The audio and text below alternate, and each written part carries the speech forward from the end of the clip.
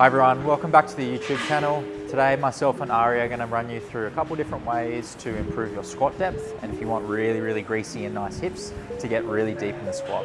So essentially what we're going to be looking through, or we're going to be talking about today, are two main areas we see with a squat, I guess reasons to why you might not hit depth. The first one is going to be center of mass. So if someone's center of mass is too far forward, the ribs are going to be pushed forwards like Ahri's are here. You're going to get a lot of extension through the lower back, and it's going to be really hard to hit depth because there's no sort of flexion or no rounding through the lower back here. And the second thing we're going to be talking about today is a few different cues and different breathing techniques to help you gain better center of mass control in the squat. If you find that center of mass control in the squat is your main issue, then a great exercise you should be doing is the Zercher squat. I recommend to elevate the heels as well to find your midfoot and reach the bar forward as you squat down.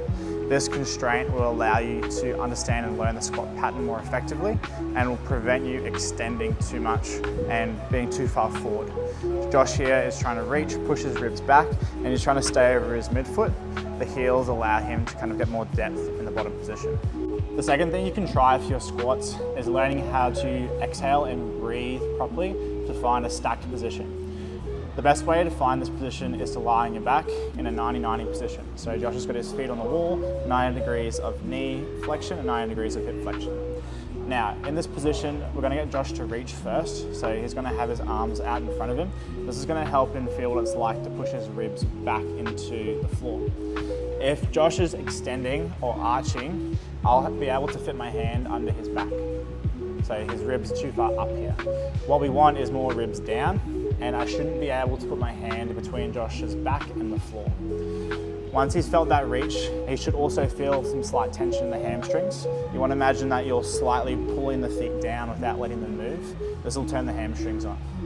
Once we've got this set up, what Josh is going to do is breathe softly in through his nose, and then he's going to do a long exhale through his mouth, trying to breathe out long and slow until he feels his obliques pulling his ribs down. Josh will go through 5 or 6 reps here.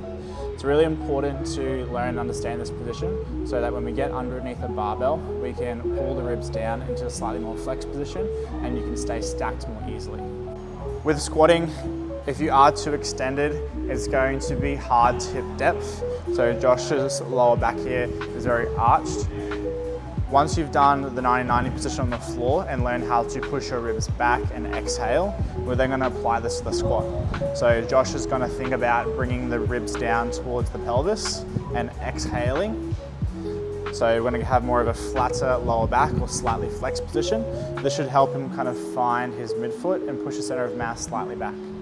Once he's felt this ribs down position, he's going to breathe into the barbell, maintaining his breath here and tension here, and then he'll squat down. Just a slight difference of understanding how to cue and brace the ribs, pulling them down rather than lifting them up, will make a big difference to your squat depth and will help you when lifting. Give this a go, let us know how you find it.